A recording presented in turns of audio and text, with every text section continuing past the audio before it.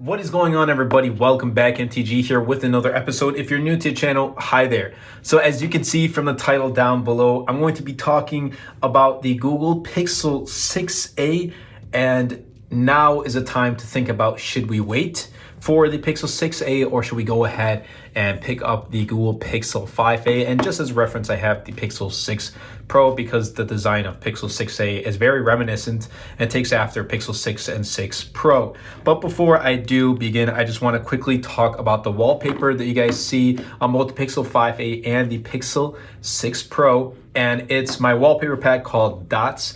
I've been working on this for a while. I'll be leaving the link in the description down below. And I'm also working on a bunch of other wallpapers. I'm still learning as I go. But if you want to go ahead and support the channel, like I said, links will be in the description down below. Anyway, let's dive right in and talk about Google Pixel 6a.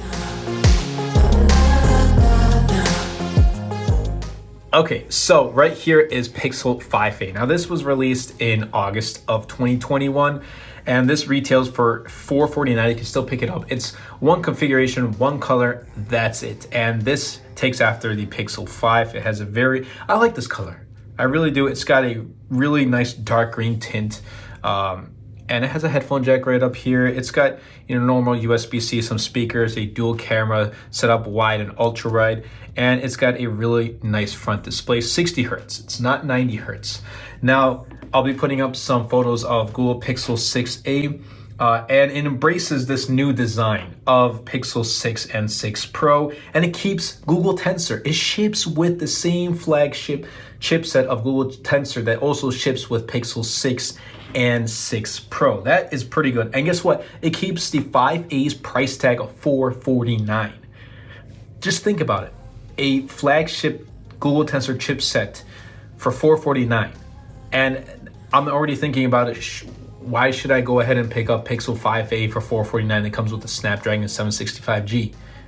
I'll just wait an extra 2 months because it releases on July 28th with pre-orders July 21st. I'll just wait for that and pick up Pixel 6a.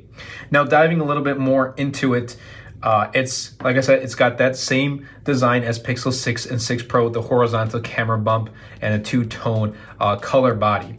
And you got the under-display fingerprint sensor, and I hope this time Google fixes the problems with it because Pixel 6 Pro was not the greatest, as well as the Pixel 6 when it comes to reliability on the fingerprint sensor.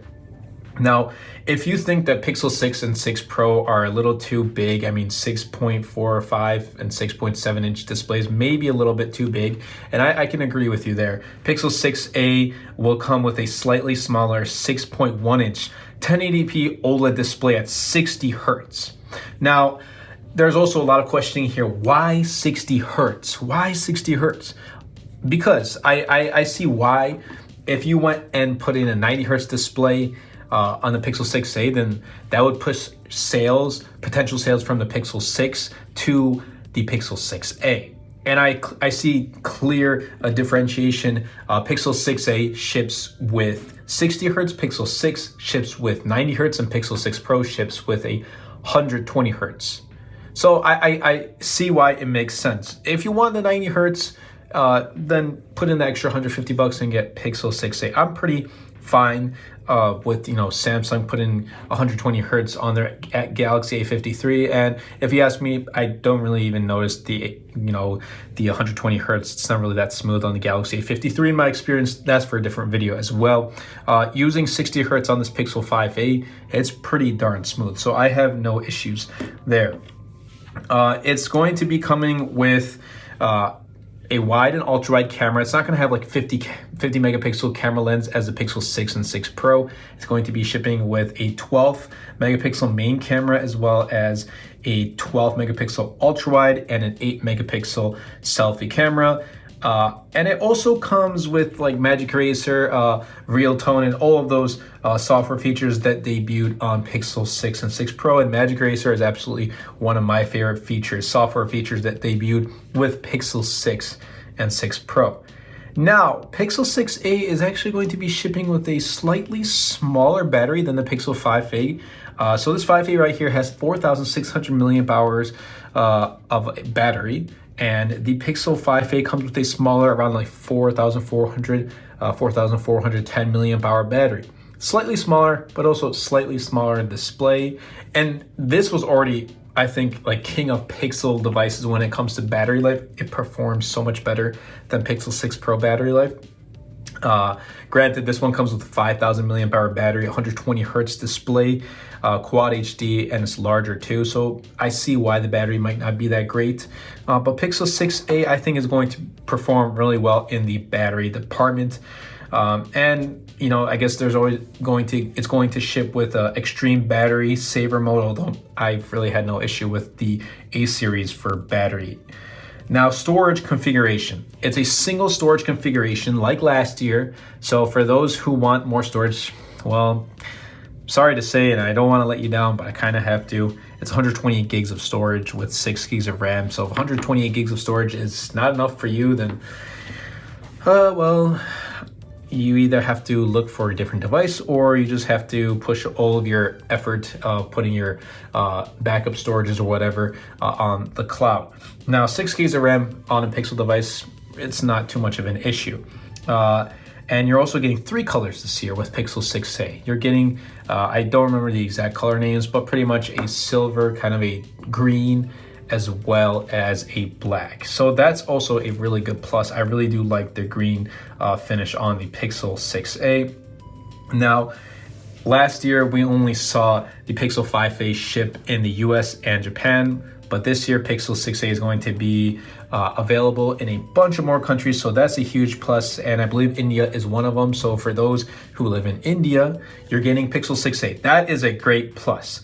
Pixel 6a also got rid of the headphone jack, so just a moment of silence for the headphone jack. Okay, moving on. So if you want a headphone jack, Pixel 5a is going to be your choice. We're also getting 5G.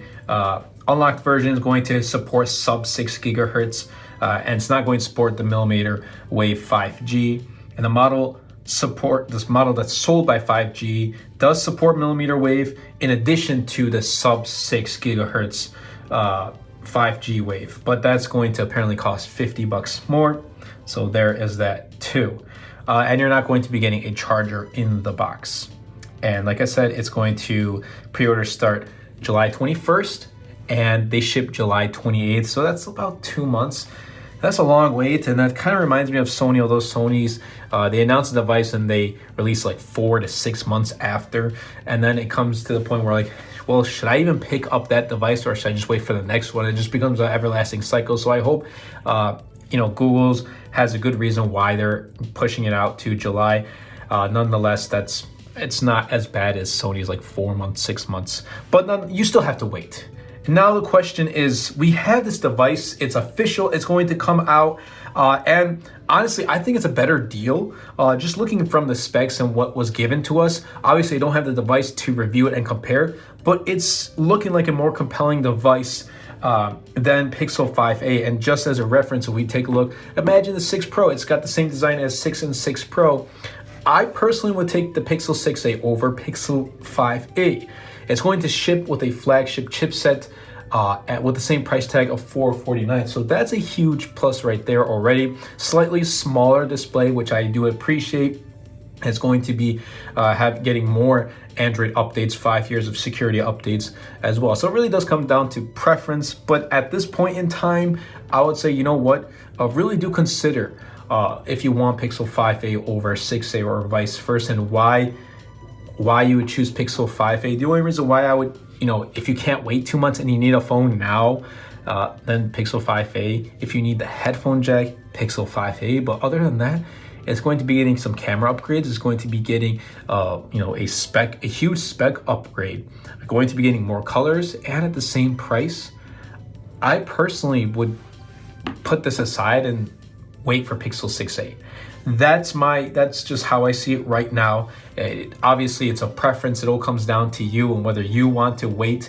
I'll let you decide, but there's just my reason to it. It's going to be getting those upgrades, a lot of upgrades for the same price. And I think Pixel 6a is going to be a very compelling device in that $400 to $500 category, and I think it personally beats out its competitors like the Samsung Galaxy A53 and the iPhone SE3. Now, if you want to see more videos like that in the future, comparing Pixel 6a to its competitors iPhone SE3 and Galaxy A53, definitely be sure to Superman that like button, comment down below, and best of all, subscribe to the channel. Also, be sure to share this video because it really does help out the channel a lot and will help push my content out to more people. Anyway, that's been it from me, and I'll catch you guys in the next episode.